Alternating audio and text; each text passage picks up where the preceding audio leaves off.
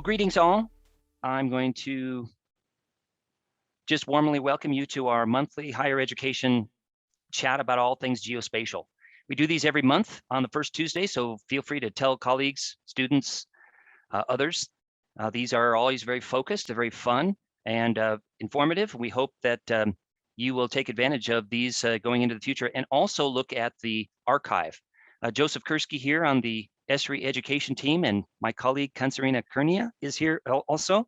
Kansarina, greetings. Greetings. Hi, everyone. And Kansarina is in Redlands. I'm in Colorado. John Nelson is in Michigan. He'll probably tell you more about that. We've got a couple of statements here about John Nelson. I think probably most of you know him. I'm going to introduce him in a moment. But I just wanted to point out this. We have this hub site that Kansarina set up, and it has an archive of all the past higher education chats for you to review or look at for the first time. And so in a very short time after today's session, today's resource will be posted there. And so if there's, I'm sure there'll be numerous tidbits and wonderful items from John that you'll want to go back and review again. I know I will. But that is the higher education chat archive. Now back to John Nelson. I think many of you know who John Nelson is, but if you don't, I would highly recommend looking at his Adventures in Mapping webpage, his frequent blogs. I don't know how he gets any rest, maybe between 2 and 4 in the morning, but even then he's probably out collecting, I don't know, star data or maybe luminescent plants or something like that. Anyway, the point is, John is one of my favorite people. I think it goes for many of us. He is a wonderfully creative kind of a person. He's expert in cartography, UX, GIS, mapping, geography, but he's also a very good instructor. And so that's one of the many reasons why we wanted to have him on the higher education chat, because today's title that he's got here, this button pushing versus brain bending, a blatant misuse of GIS for adventure and accidental realism, just speaks so well to John's creative, fertile mind. So with that, I'm going to turn it over to John Nelson. Thanks so much for being with us, John. Really appreciate it. I've been called a lot of things before, Dr. Joseph, but creative and fertile, I'll take that. Yeah, well, I'll tell you, it's an honor. First of all, it's an honor to get to do what I get to do, which is play with maps and do GIS and talk about those sorts of adventures. But it's also an honor, more specifically, to get to speak with you all and to be invited to this this great series. I think it's a wonderful thing, and I'm honored just to be a part of it, and especially to get to present to you all. So I'm going to share my screen, and you got it? Okay, Joseph's giving me a thumbs up. Thank you very much, Joseph. Okay, so I'm going to, talk about button pushing versus brain bending. It's the difference between training and education, really. You know what I mean? It's teaching someone how to think, how to ask better questions, that sort of thing. And one of my favorite minds of all time that I've become aware of in my life is that of Mitch Hedberg. Now, Mitch Hedberg was a stand-up comedian.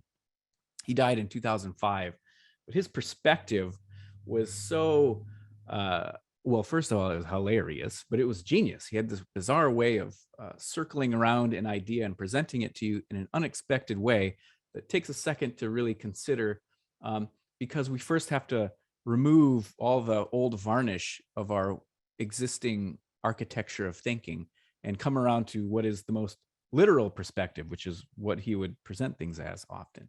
And he would do it hilariously. He was actually quite shy. He was a presenter who would, he was painfully shy. He would close his eyes often during his stand-up routine, which alienated him to folks in the audience if they weren't aware of that particular nuance of his personality. But he was brave enough to do it, which I really admire and respect.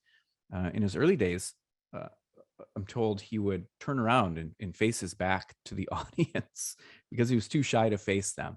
But he got up there and he did it anyways, which I think is wonderful. And I'm so happy he shared some of his thoughts with us for his brief career. He would say a sequence of non sequitur little one-liner sort of jokes. Things like, I'm against picketing, but I don't know how to show it, right? And the older I get, the more I realize, man, every one of these little hilarious one-liners has an application in my life. Education and software design, educational empowerment. How about this? Every book is a children's book if the kid can read. What a perspective. Mitch is right. He's almost always right. Complexity versus utility. How complicated and how many features are packed into something versus are they really going to actually use this thing? This shirt is dry clean only, which means it's dirty. Such a wisdom from Mitch. How about a sense of perspective from Mitch? The depressing thing about tennis is that no matter how good I get, I'll never be as good as a wall. Freedom from over specialization. That's something we wrestle with all the time. I do in the software industry, of course. I wanted to buy a candle holder, but the store didn't have one. So I got a cake. Creative thinking, Mitch Hedberg. So this gets me thinking, and I'd like to show you something.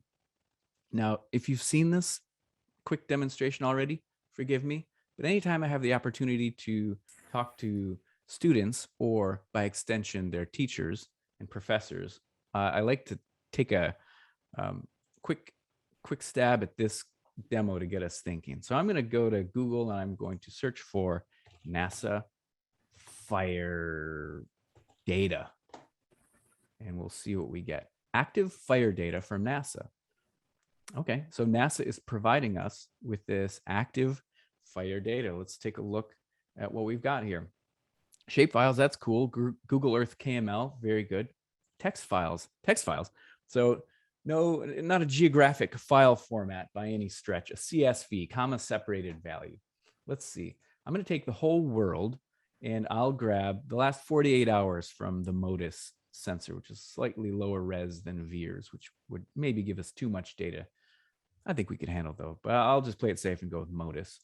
So I'll open this up and it's just opening by default in Microsoft Excel. Microsoft Excel is a tabular software tool provided by a software company called Microsoft.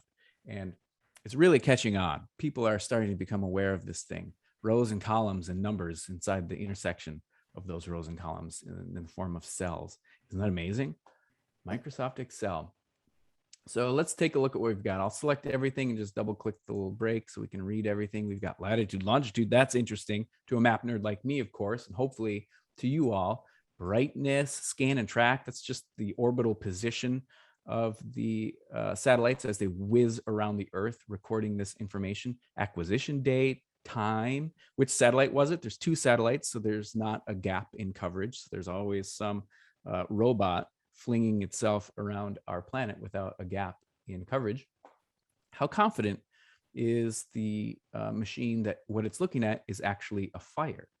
And then we've got something called FRP, fire radiative power. That's really interesting. It's in like megawatts or kilowatts. I forget what, probably megawatts. I think it's megawatts. I mean, might as well be gigawatts from Back to the Future. It just means how much energy is being released within that 1 kilometer square on the surface of the Earth.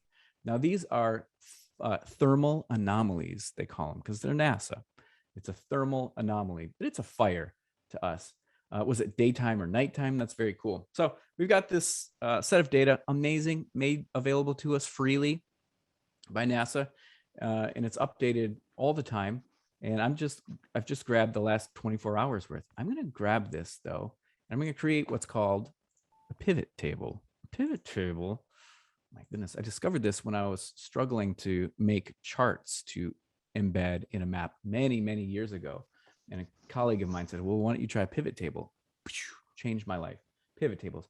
It frees you from the tyranny of the rows and column format that the data is delivered in. You can mix and match this thing all over the place because it's a computer. It's really good at adding and subtracting and doing whatever it wants to numbers. So you can do all kinds of neat things. Like let's take a look at which satellite sensed the fire. I can drag that into my rows area. And I can say, well, did it detect that fire in daytime or nighttime? And then we can take this FRP, fire radiative power, Just drag that into the values, and immediately it's reformatted all that data and pivoted it to look like this. Isn't that great? Now I'm looking at something that is really just, it's a number, and I'm looking at 4 numbers, and like, how many significant digits are there? You know, which one is more and which one is less? Numbers are abstractions. And the first thing that we geographers do, and pretty much any data viz person does, is take a number and we start breaking out the crayons and coloring in so we can get an intrinsic, immediate sense for less to more. Because right now this number is very much an abstraction. I have to really think about this and concentrate to know what's more and what's less.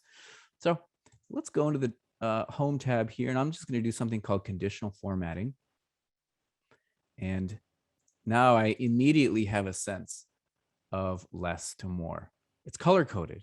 I've just made a little thematic map. This is like a choropleth view of my Excel table. Isn't that weird? Well, this is pivot tabling and conditional formatting. So one time long ago, I was looking at this and I got to thinking. I saw a latitude and longitude value here. I thought, this is kind of interesting. Let me try something. So let's just do a shortened version of those. I'll call it lat and lat. Oops.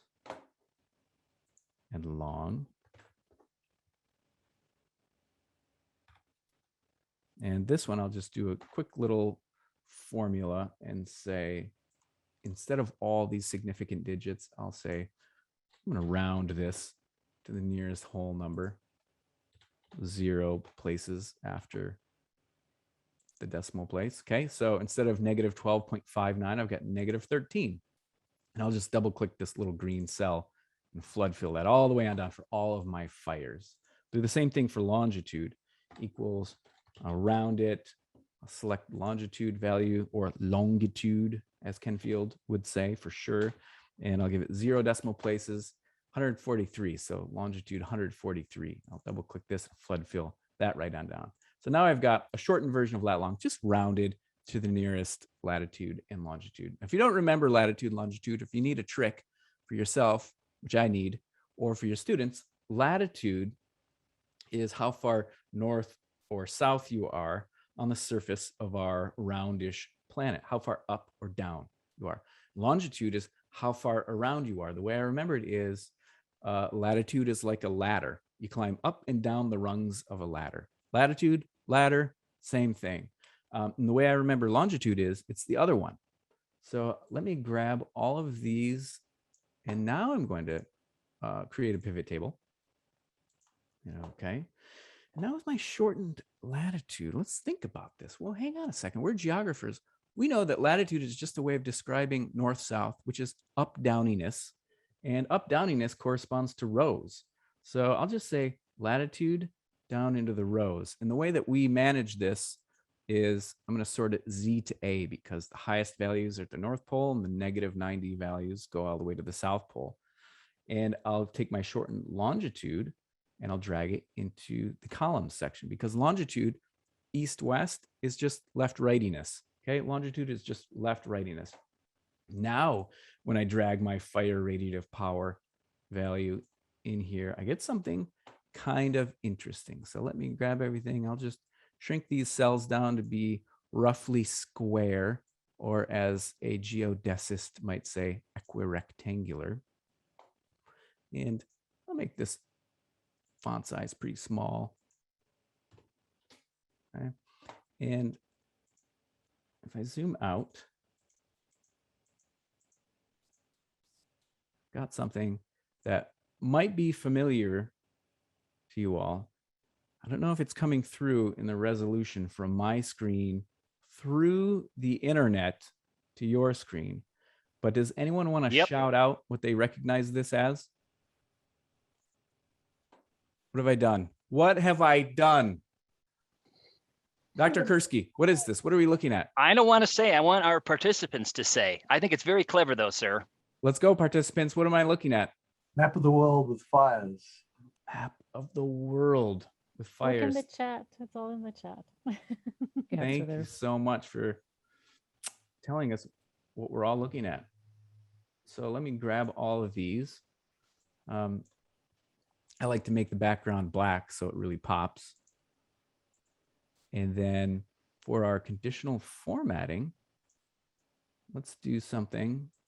Let's get a little bit fancier. Instead of 2 colors, I'll do 3 colors because I'm crazy. I'm feeling crazy.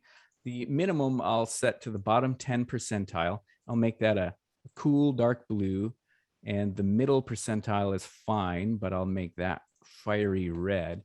And the maximum range for our data range, I'll set that to the 90th percentile, and I make it bright yellow. So we get this kind of fire heat sort of color gradient. We'll hit OK. And we've got literally a heat map that we have accidentally made in Microsoft Excel. Oh my goodness. I mean, wow. Could I do a version of this where I filter it to yesterday's data and then make another pivot table and filter it to today's data, and then just do a simple subtraction of the two and create a change detection map of fires between 2 days ago and yesterday? Yeah, I could. I've done it before. It's crazy. So this sort of thing gets me thinking, I mean, what even is a map? What is a map? We were just looking at a collection of cells in Microsoft Excel. Excel had no idea that it was making or had made a map. It had no idea that my human eyeball and mind looked at that map, and your mind, and said, these cells are a map. This is a geographic phenomenon, and I'm looking at a map. By the way, this is an actual quiz that my niece Cadence took some years ago, and it will live on forever in my heart. Thank you very much for this, Cadence. A map is evidence of spatial thinking. Excel didn't know or care that it had made a map. It's just a tool. It becomes a map when we apply geographic thinking to some data. And we interpret it as such because we recognize that. So back to Mitch, my friend Mitch. I got a jump rope. That thing's just a rope, man. You got to make the jump thing happen. So we had some latitude, longitude data, but we made the map thing happen in Microsoft Excel because we're thinking geographically. It doesn't necessarily matter what tool we're using, but imagine if we had tools that were created specifically for geographic thinking and making maps, how empowering that would be and how fun it could be. There's also a lot of opportunity to misuse and push those things beyond what they were designed to do as well. We're going to do that right now. We're going to create a hillshade, which is a representation of the bumpiness of the surface of the Earth. This is a default hillshade, very vanilla. There's a button in Arcgis Pro where it says hillshade, boom, and it would create this. What we're going to do is create this. And we're going to do it because we can. And along the way, it's really just there as a way of showing some fun and interesting ways of bending the tools to adapt to our geographic thinking, because we're geographers and we're thinkers and we're creative people. We're not button pushers. We're thinkers. So where'd the data come from? Again, from NASA. Thank you very much.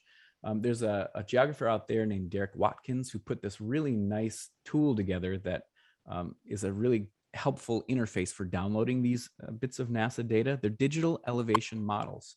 So all over the world, almost all over the world, is covered in this grid of images which represent the elevation of the surface of the Earth. And I'm going to zoom into this, the Rift Valley in Ethiopia, beautiful place, rich with human history, and a very fascinating place. And I'm going to download this one, open it up. Here's the zip file. It looks like this when I open it up in Arcgis Pro. This is a digital elevation model. A digital elevation model is just an image loaded with pixels.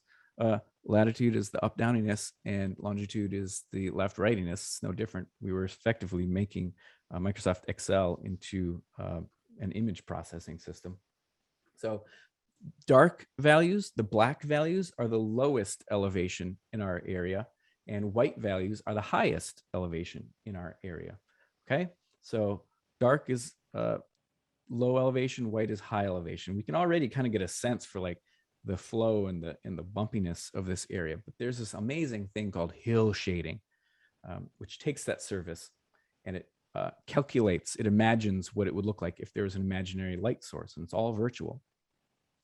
Where did this data even come from, by the way? Well, it came from the Space Shuttle Endeavour.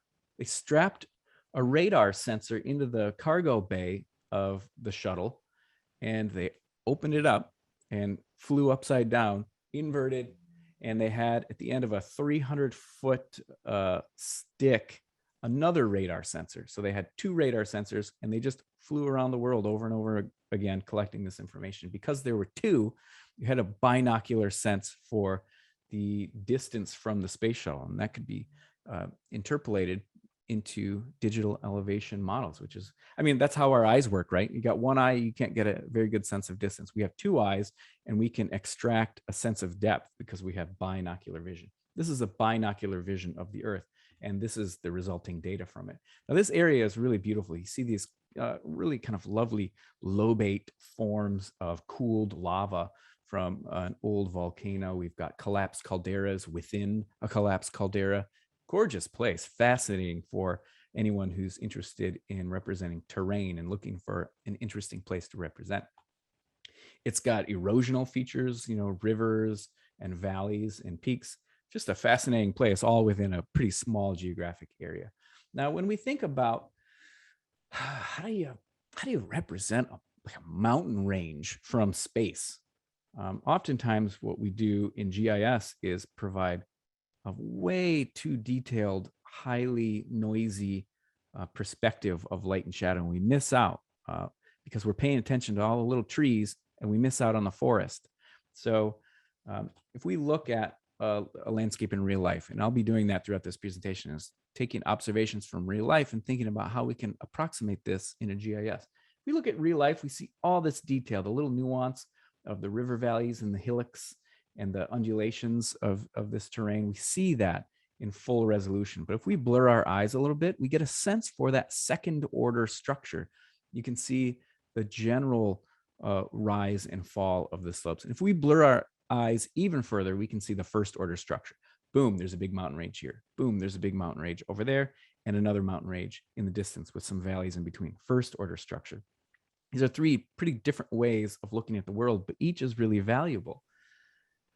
So let's take a look at how to recreate this with our digital elevation model in Arcgis Pro. I'm opening the Raster Functions. I'm just going to be using Raster Functions. I love Raster Functions because when you create an output from the Raster Functions, it just shows up here and it doesn't create a new file.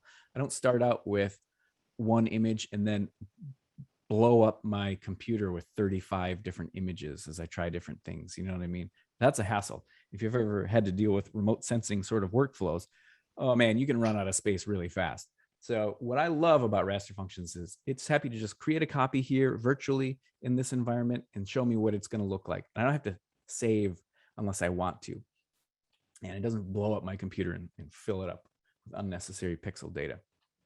All right, I'll open the Raster Functions, and there's a really interesting little thing called statistics. And statistics I can use to make a slightly blurrier version of this, like in that mountain view, you know, you kind of blur your eyes. Let's try this. So I'm going to point it to my elevation data, and I'm going to give it a 10 pixel by 10 pixel kind of blurriness zone. That'll just kind of take an average of every 10 pixel chunk, and we get like a 10x reduction in the amount of data that we're seeing here. And it looks like this. Kind of looks like you got some sunscreen in your eyes, or you've got salt water on your goggles.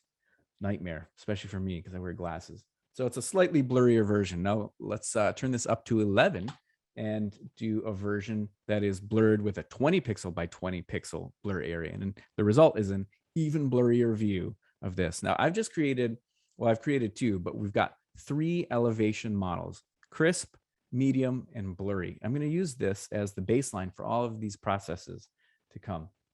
And this isn't like a standard technique or anything. This is just the result of thinking geographically, thinking about how light works, looking at hills and wondering how I can approximate this in a GIS. So let's take a look at the symbology. By default, we have a black to white. So black for low, white to high elevation. But what I'm going to do is open up this color scheme. I'm not stuck with this color scheme or any of the default options that I can pick here. I can format this color scheme specifically, really fine tune this sucker. So I'm going to format the color scheme, open up this color scheme editor, And instead of black to white, I'm going to make it black to black. And that end of the black spectrum, so the highest areas, I'm going to make it fully transparent. So it's black to transparent black. So it just kind of disappears as it rolls uphill. And for the darkest bottom areas, I'm going to soften that a little bit. Instead of 100% opaque or 0% transparent, I'm going to make it 60% transparent. So there's some pixel darkness happening there, but I want to create an additive effect. So 60% transparent to fully transparent, which looks like this. First, I'm going to save this to a style because I'm lazy. And I don't want to have to do this a million more times. I like this color gradient. I'm going to save this to a style, which means I can just use it like a rubber stamp on every layer after this. And believe me, I'm going to get ready. I'll call it semi-transparent black, hit OK. And now it's available to me in that drop list of color schemes. So here we are with a semi-transparent color scheme for our blurry elevation.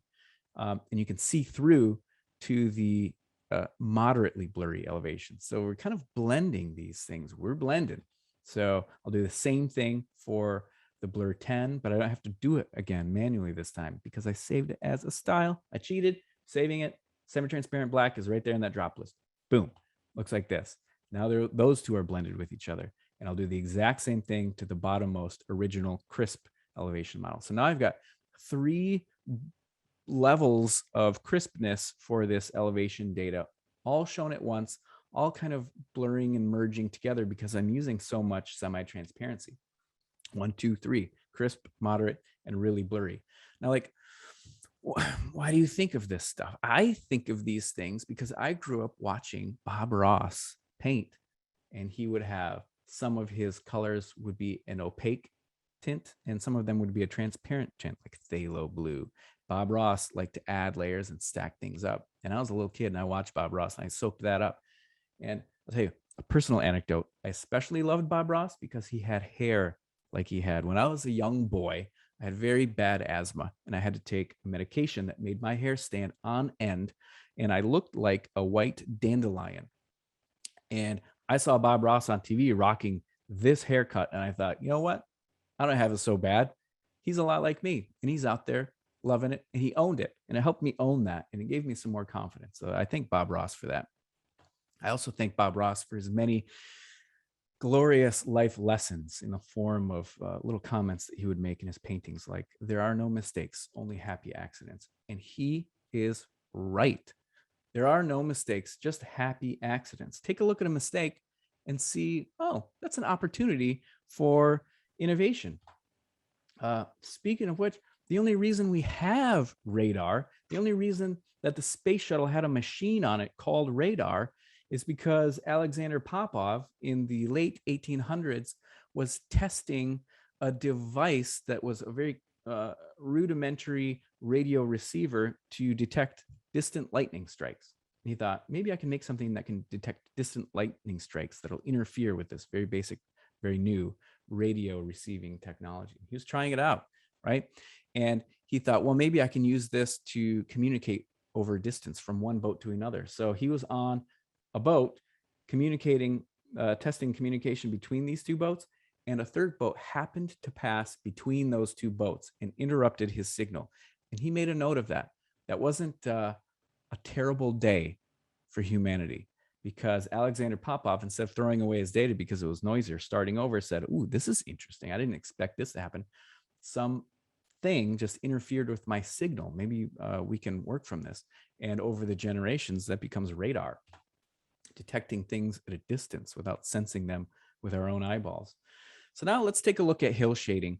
Hill shading, like I said, is this really wonderful algorithm in a GIS that takes a look at that elevation model, and if you tell it where your imaginary sun is, it tries to create for you a sense of where the shade would fall, where light would hit directly and where the shade would fall, and everything in between.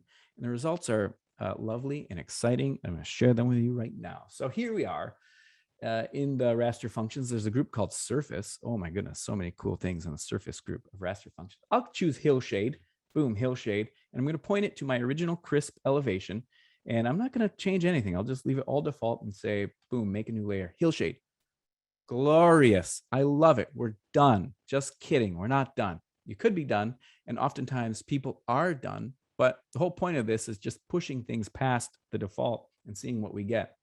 So here's a hillshade, and I'm going to do the same thing. I'm going to create a hillshade from my blurry elevation. So it's a blurry hillshade. If you want to rub your eyes a little bit, then you're looking at it right.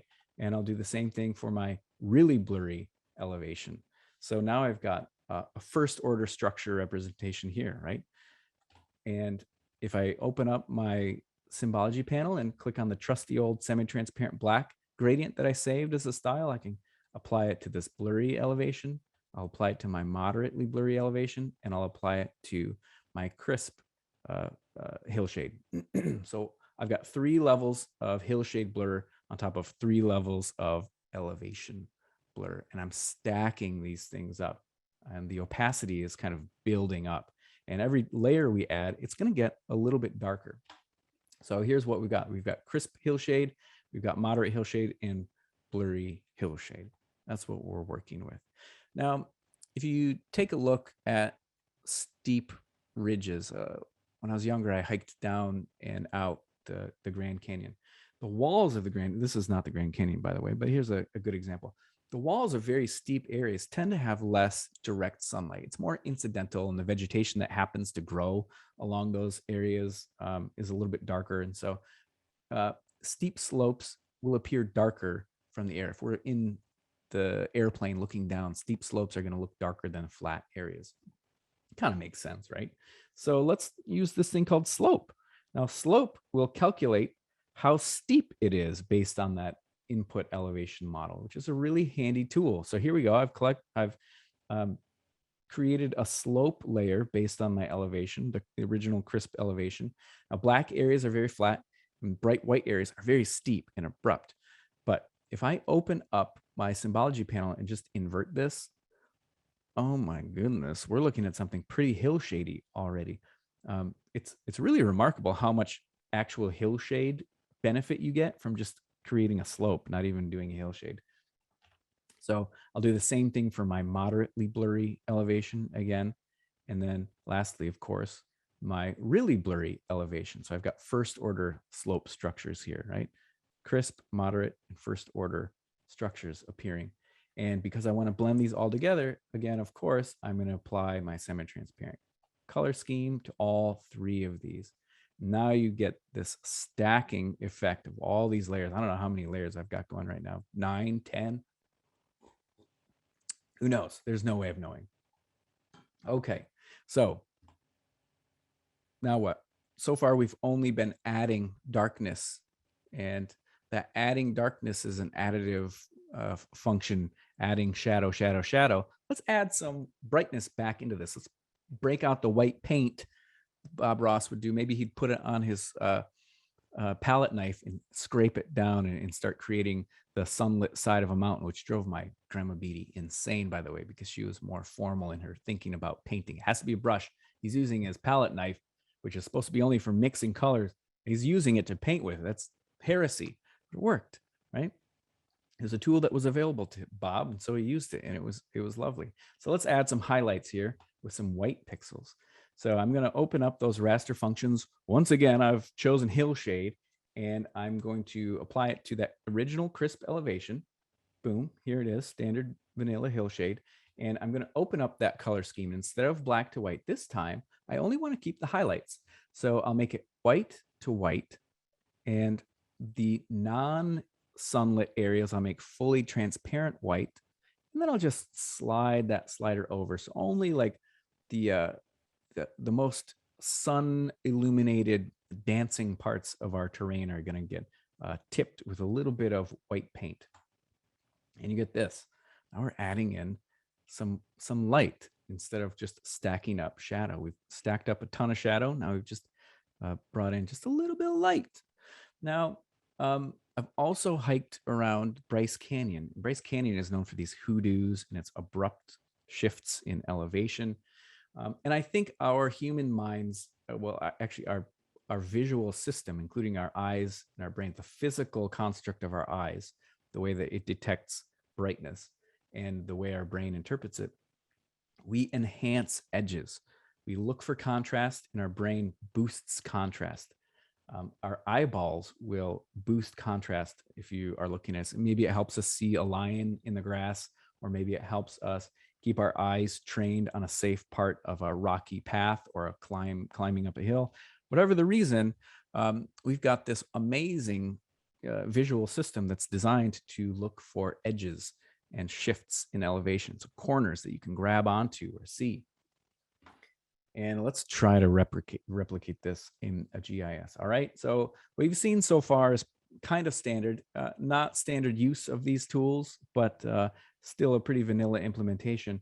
Now I'm going to do something really weird and crazy. Speaking of really weird and crazy, remember how radar was sort of accidentally discovered and refined as a result of an accident that was capitalized upon? Well, our microwave ovens came from that. So a radar technician in the 1940s got too close to one of the tubes, and he had a chocolate bar in his pocket, and it started melting his chocolate bar. And he's like, "Oh my goodness, you know, I got too close to these radio waves, and it melted my chocolate. Maybe I can use this." Percy Spencer, he had a grade school formal education, but he was known for thinking creatively. Percy Spencer, thank you very much for your work, Percy Spencer. The microwave oven came out of that. All right, so now I'm going to apply a hillshade, but I'm not going to apply that to the elevation. I'm going to point this hillshade robot to the slope layer. The slope layer, remember, is that black and white layer that highlights areas of steeply shifting terrain. I'm going to apply a hillshade to the slope. Hillshade was not intended to be applied to the slope, but I'm going to do it anyways because it was fun and experimental, and maybe we can get something good out of it. So what do we have here? We get this kind of gray muted thing with interesting little lines dancing around through it, some darks and some lights. If I take a closer look, it almost kind of looks like a petri dish where those little microscopic organisms are crawling through it. I don't know. Here's another look. What we're doing is we're enhancing the edges of something. This is an edge detection, essentially.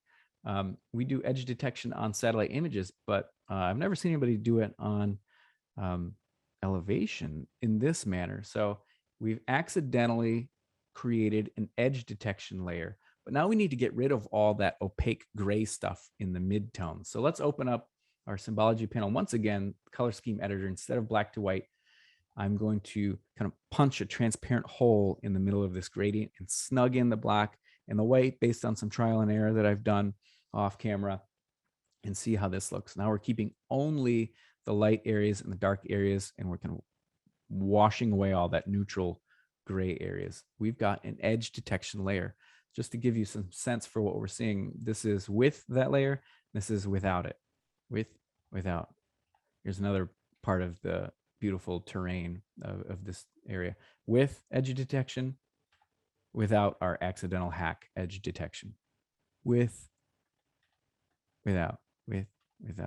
So maybe you like it, maybe you don't, but the point is that's an option for us. And we created it by using these tools in ways that it wasn't intended to be used for, but the result works. So let's try it. So lastly, when I look at a landscape,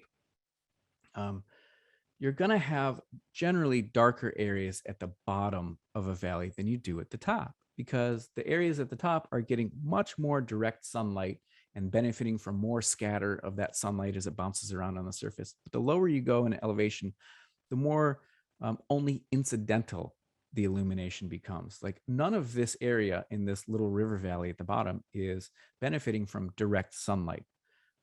It's only being illuminated by the sunlight coming in and bouncing off and scattering around these walls and kind of illuminating it in this soft light. So in general, lower areas are darker. And we've got something sort of like that in our layer. But what I'm going to do is take that bottommost elevation model, which has darkened shadows of semi-transparency. I'm just going to drop it right on top of everything else. Now those crispy edges and highlights are being muted in areas of low elevation. And the result is a step closer toward realism. Now I'm going to start building this up for you just for a sense of context. What do we have so far? What has this guy done? He's got 12, 13 layers of pandemonium. Let's just take a step back and I'll turn these on individually. So here is our moderately blurry elevation. Now here I've got my really blurry elevation, hillshade on the crisp elevation, hillshade on the moderate blur, hillshade on the really blurry, and a crisp slope, moderately blurry slope, and really blurry slope for the first order structures. And then we paint in the highlights that we had lost. And then we do our hack of detecting vertical edges that you want to grab onto and climb, like river, valleys, pop to life.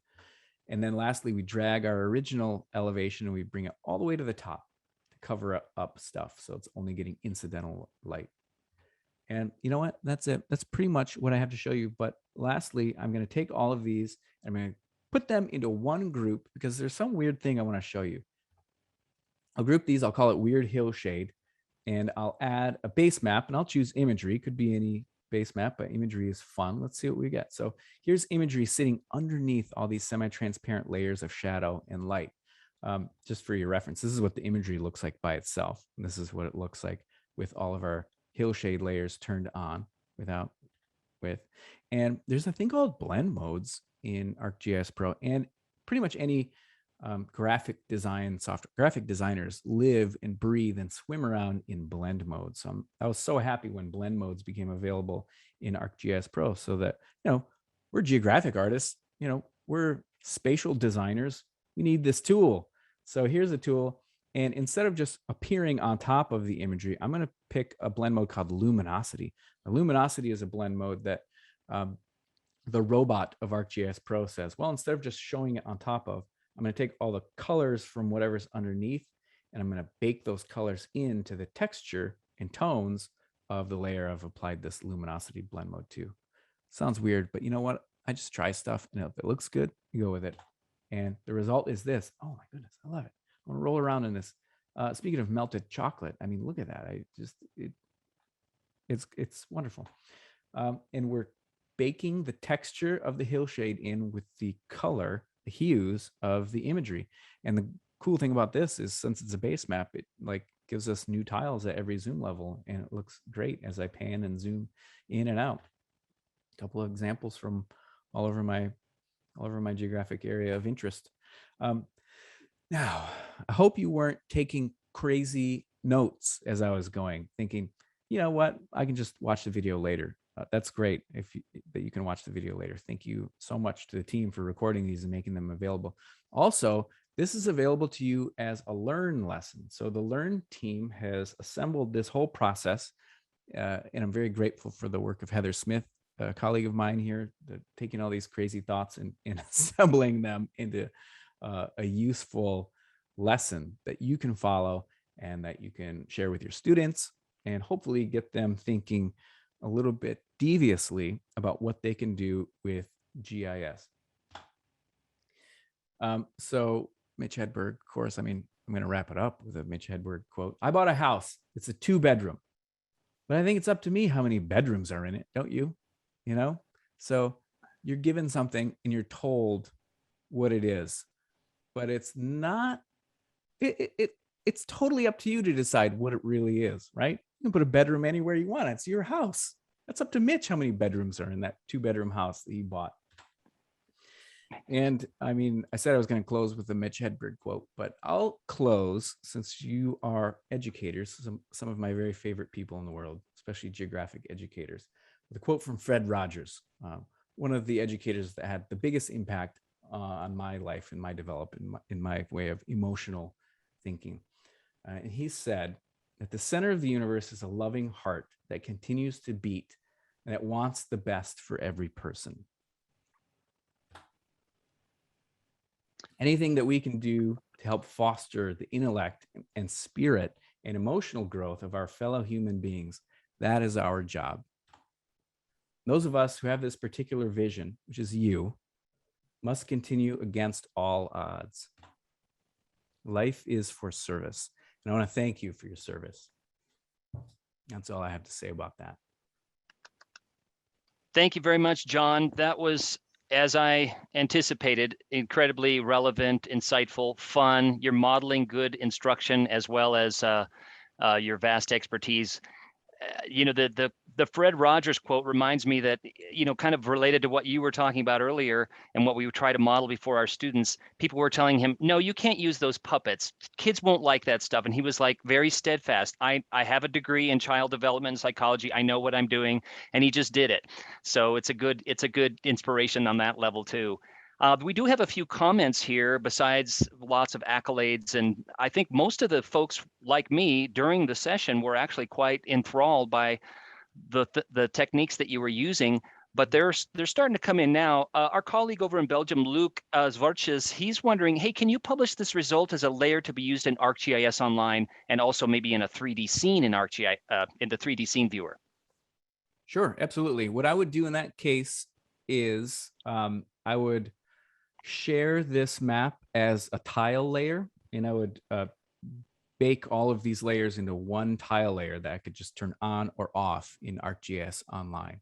And the cool thing about that is ArcGIS Online also has blend modes, just like you saw in ArcGIS Pro, where I use blend modes. ArcGIS Online has blend modes. They actually released it first. And you can bake that into whatever base maps you have there if you want to, or just use it as a base map or an element of your map overall. Good question. Yeah, actually, Kylie Donia and I conducted a new map viewer workshop at the Ed Summit, which is, I know some of you are still wondering, where are those videos from the Ed Summit in about 6 weeks ago? That will be published soon. We did highlight some of the blend modes in there. Agreed. Yeah, they're so fun. Theodora is wondering, hey, John, how can you print this map? About the resolution for the details and the palette of colors, how would that translate? What can you just briefly discuss various ways of printing digitally and also on hard copy? Sure, absolutely. So what you have on screen now is the Arcgis Pro project that I was making furiously right before this presentation. So I just got these this all together minutes before we started. So you can share any map that you make. I would first make this a layout and then export it, but you can export it from your map. There's so many different ways of printing a static version or exporting a static version of this. In the share tab, you can say export map. Now here's a cool tip. If you choose TIFF, you can optionally make it a GeoTIFF. So a GeoTIFF has spatial sentience. It knows where it belongs on the surface of the earth. It's not just a dumb set of pixels in rows and columns. It knows where it belongs. It knows that this is near Addis Ababa in Ethiopia, and then it's the Rift Valley, which is fantastic. And you can reproject it to whatever you want. So I would export this as a TIFF and then choose the GeoTIFF option here. And there we go. I've got an image that I can share with my colleagues and they can use in their maps, or I could print it out. If I was printing, just to print, well, first of all, like I said, I would first create a layout, but I don't have to demonstrate all that right now. But I would use a PNG and export a high resolution PNG from my layout if I wanted to print this. And it would be happy to print it with, let me group these again. It'd be happy to print it with whatever blend modes I had turned on if I wanted to bake this into the colors of the underlying imagery. It would include that. So give it a shot. Thanks for the printing tips, John. Much appreciated. Welcome. Dr. Mubako, one of our other favorite colleagues, is saying, hey, what was the spatial resolution of the DEM that you used here? Sure. So let me I'll just bring this out. I'll turn this off. I'll show you. Actually, I'll show you another trick. If I hit the, is it control button and I drag a layer, it makes a copy of that layer. FYI, that'll save you a lot of time. It saves me a lot of time. So elevation, I'll just make this black to white again, like it is by default. I'll zoom out. I'll show you the geographic extent of the area that we're looking at. So here's Africa, and here is the Ethiopia area. You can see the Great Rift Valley here, just rifting. And this is the geographic extent of the image that I downloaded. you don't have to use just this NASA SRTM digital elevation model. A colleague of mine, Rajinder, with the Living Atlas, has assembled every best available elevation source and put it into a service. So if I right click and choose add data, I can choose Living Atlas, and then I can search for terrain, and it already exists as hillshade terrain or just the terrain itself. So if I hit terrain, it's reaching into Living Atlas. Well, I have to sign in. Don't look.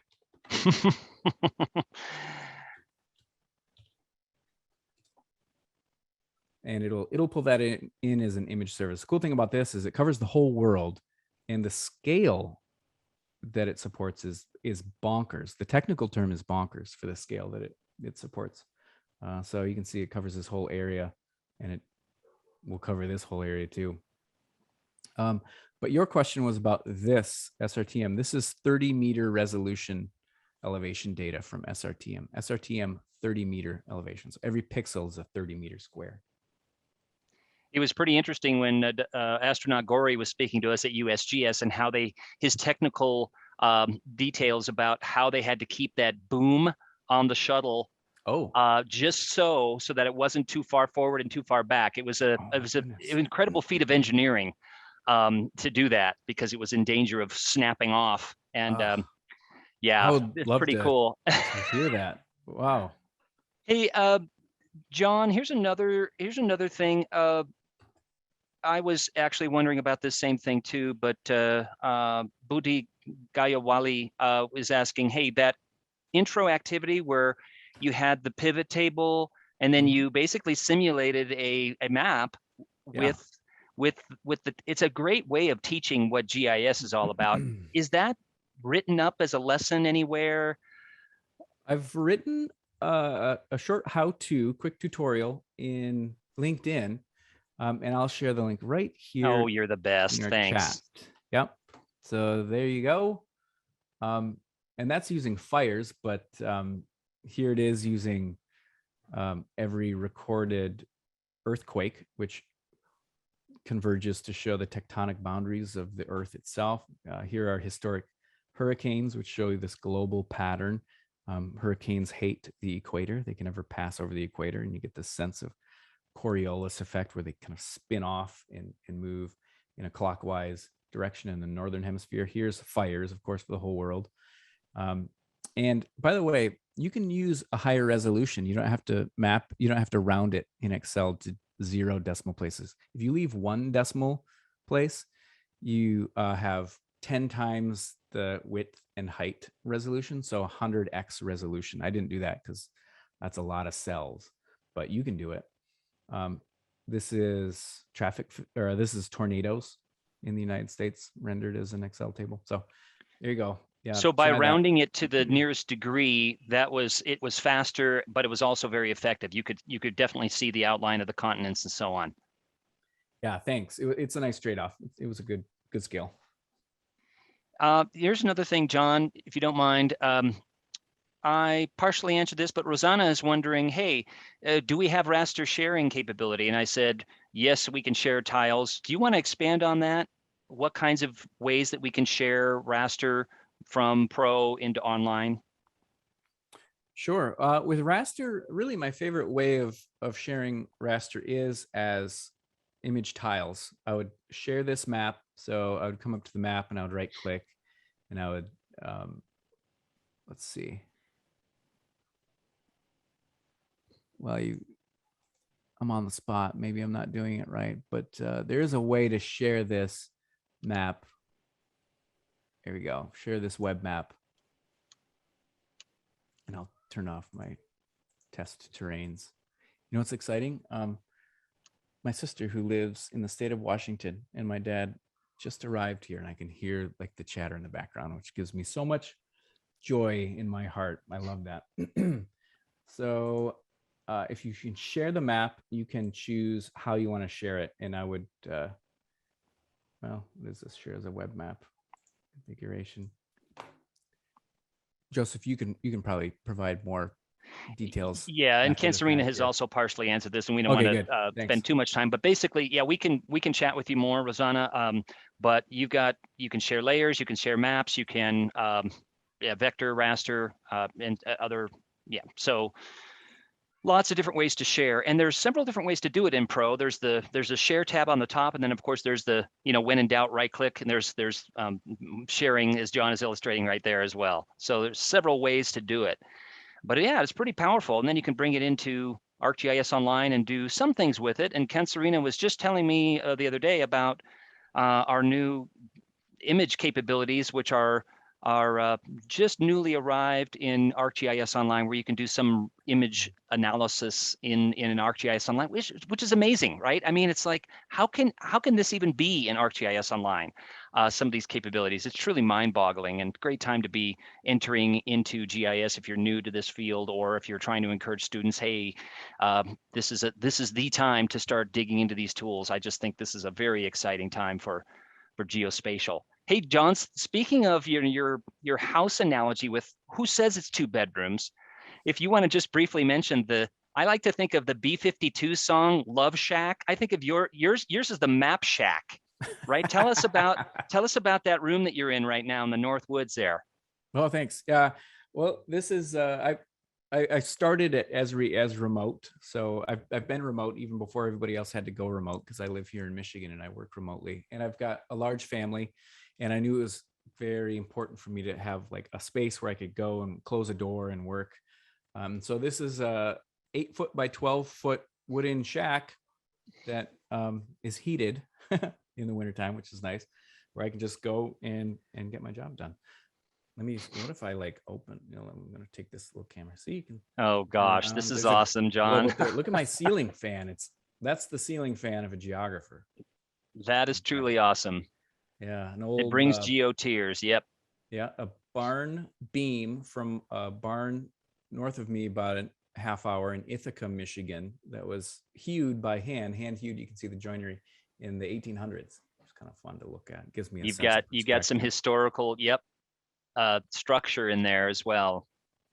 Very cool.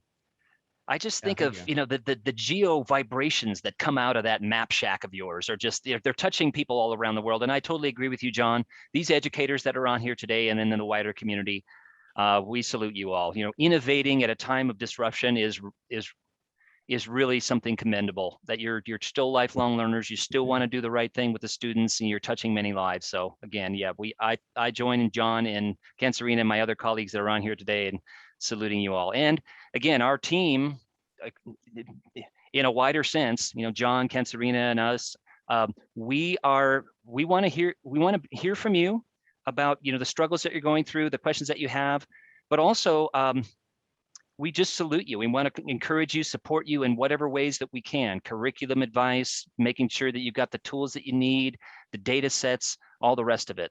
So it's a great community that we're all in, and appreciate all of you. All right, John. We know that you've got many trails to blaze, I'm sure, today. So we're just about a minute out from the actual final moments here. But again, appreciate you sharing your enthusiasm, creative mind, expertise with all of us today. Well, I appreciate the invitation, and for everybody. Share this. John, do you mind if I share this one last slide here as we close I'll stop out? sharing so you can have it back. This isn't as fun as the Map Shack, but here is our education chat page that Ken Serena and my colleagues set up. It's a hub site.